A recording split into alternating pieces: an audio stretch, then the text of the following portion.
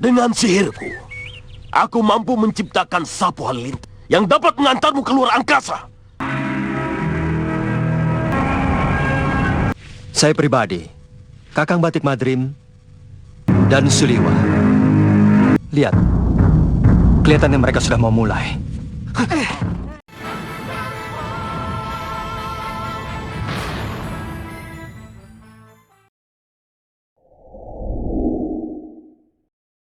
Kasmala dan gurunya itu bergabung dengan Raja Baru dari negeri Saupitu. Apa yang kita duga ternyata tepat. Tukang bikin onar memang selalu lebih suka memilih tempat yang sedang ribut. Kita kembali lagi ke Malwapati, di mana Prabu Angling Dharma pun sedang membicarakan tentang perseteruan di Saupitu antara Prabu Jayadipa dan Mahesa Tunggal bersama Batik Madrim, Suliwa dan Senopati Prabaskara. Mereka tidak tahu siapa yang benar dan siapa yang salah. Akan tetapi, karena Prabu Mahesa Tunggal melindungi dan bekerja sama dengan Bahadur dan Kasmala, maka Prabu Angling Dharma pun memutuskan untuk membantu Prabu Jayadipa. Kita tidak tahu siapa yang benar dan siapa yang salah. Tapi karena Raja Mahesa Tunggal bekerja sama dengan kedua tukang sihir itu, maka kita tidak bisa diam saja. Bagaimana kalau Prabu Jayadipa dan keluarganya kita undang menjadi tamu kita, Dinda Prabu? Ya, undang saja mereka. Setelah itu, Prabu Jayadipa pun langsung diundang ke istana Malwapati dan disambut dengan hawa penuh persahabatan dari Prabu Angling Dharma serta yang lainnya. Setelah berbasa-basi sebentar, Prabu Angling Dharma pun menyampaikan bahwa dirinya akan membantu Prabu Jayadipa untuk merebut kembali singgasana Saupitu yang sebenarnya adalah milik dan hak Prabu Jayadipa sendiri. Terutama karena ada Bahadur dan Kasmala sebagai musuh besar Malwapati yang tengah bekerja sama dengan Prabu Mahesa Tunggal di Saupitu. Apalagi Bahadur dan Ki Kasmala ikut terlibat dalam pendudukan ini. Tugas saya memang memerangi angkara murka. Untuk itu izinkan saya membantu. Akan saya serahkan semua sisa pasukan saya pada Rai Prabu. Prabu Jayadipa serta yang lainnya pun merasa sangat senang mendengar pernyataan dari Prabu Angling Dharma tersebut. Mereka dengan semangat yang berapi-api pun sangat mendukung dan menyatakan kesediaannya untuk ikut bertempur sekuat tenaga demi kebenaran yang mereka perjuangkan. Namun, sebagai raja yang sangat bijaksana dan peduli akan nasib rakyatnya, maka Prabu Angling Dharma pun menjelaskan bahwa perang yang akan dilakukannya bukanlah perang terbuka yang melibatkan banyak prajurit apalagi rakyat. Namun, perang yang akan dilakukannya adalah memerangi langsung sumber malapetakannya. Saya tidak ingin perang ini menjadi perang besar-besaran antara Malwapati dengan Prabu Mahesa Tunggal dan bala tentaranya. Rakyat akan menjadi korban kalau perang ini menjadi perang terbuka dan mengerahkan para prajurit. Jadi, siapa yang akan berperang, Raya Prabu? Saya pribadi, Kakang Batik Madrim, dan Suliwa. Di malam harinya, Angling Dharma pun memohon petunjuk dan pertolongan kepada Sang Dewata tentang bagaimana cara menundukkan Bahadur dan Kasmala sehingga mereka bisa berhenti menabur angkara murka di muka bumi, terutama di Malwapati. Dewata pun langsung mengabulkan permintaan Prabu Angling Dharma, yaitu dengan memberikan penjara langit kepada Prabu Angling Dharma yang berguna untuk memenjarakan para tukang sihir tersebut di langit tanpa bintang.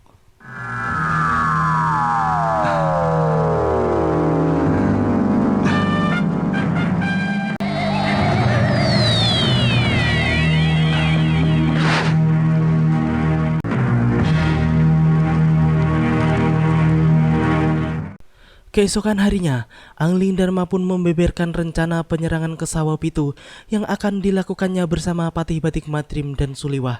Ia pun berencana untuk membuat kekacauan di Kedaton Saupitu guna memancing Bahadur dan Kasmala keluar.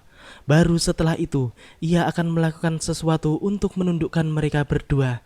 Namun Batik Madrim pun masih bingung apa yang harus mereka lakukan untuk menghancurkan para penyihir jahat tersebut.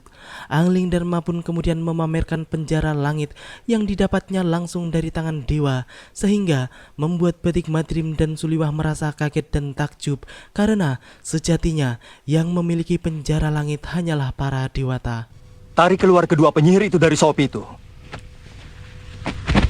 Buang mereka keluar jagat. Aku sudah memiliki penjara langit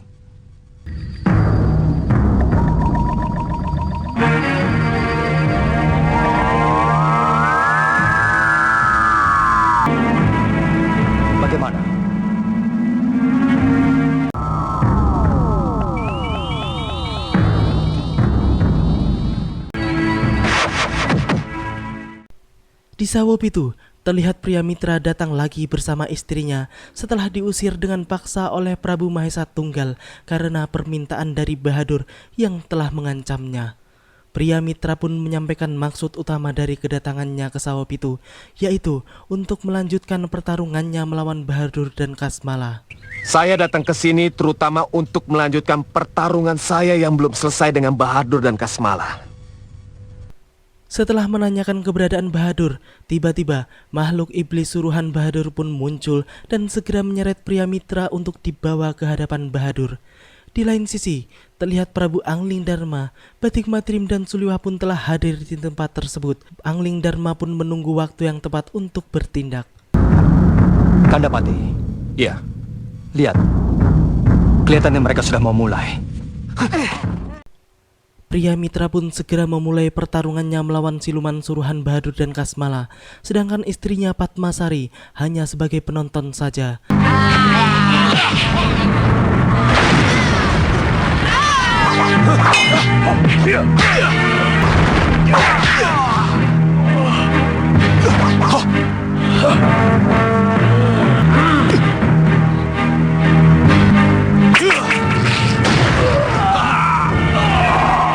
Bahadur dan Kasmala akhirnya mengeluarkan sihir andalannya dengan membuat beberapa kembaran mereka untuk menghadapi pria mitra yang telah dibantu oleh Padmasari. Sedangkan Bahadur dan Kasmala sendiri segera berlalu dari tempat tersebut. Melihat Bahadur dan Kasmala bermaksud pergi ke arah Kedaton, Angling Dharma pun merasa bahwa itulah kesempatan yang ditunggu-tunggunya.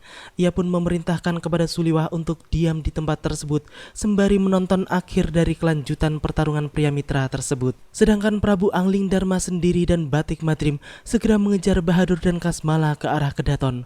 Suliwah pun kemudian masih asyik melihat pertarungan pria mitra dan Padmasari yang sebenarnya hanyalah melawan sihir Bahadur dan bukan manusia aslinya.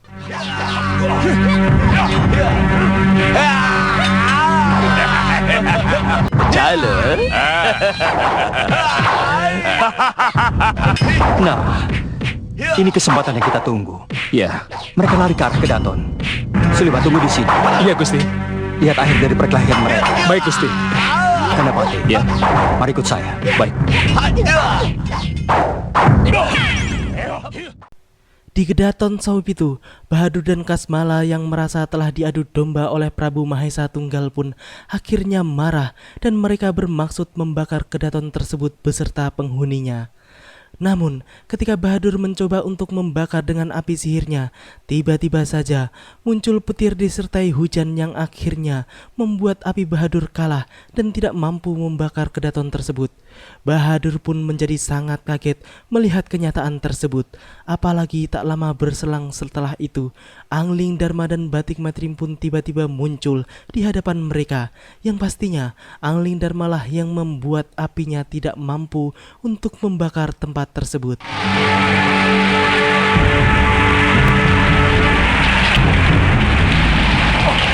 Kurang ajar. Angling Dharma.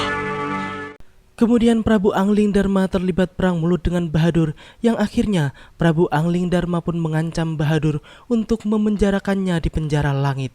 Namun, Bahadur pun malah menghina Prabu Angling Dharma karena ia merasa bahwa penjara langit hanyalah milik para dewa, bukan manusia seperti Angling Dharma. Nyah kamu, atau ku hantar kamu ke penjara langit. Oh? Hanya dewa yang mempunyai penjara langit. Hah?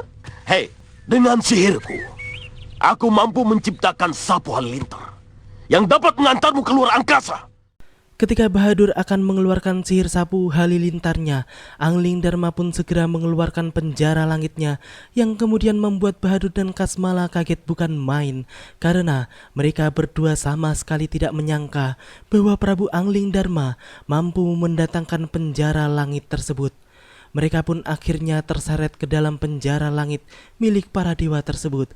Dan penjara langit tersebut pun terbang ke langit tanpa bintang, disertai lolongan Bahadur dan Kasmala.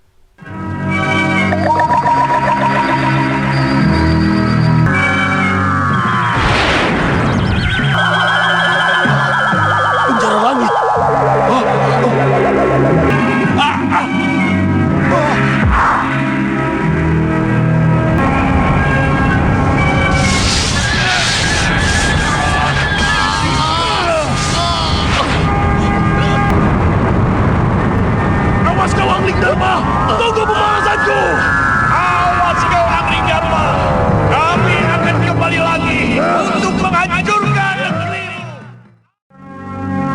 tahukah mereka menyadari dosa-dosanya?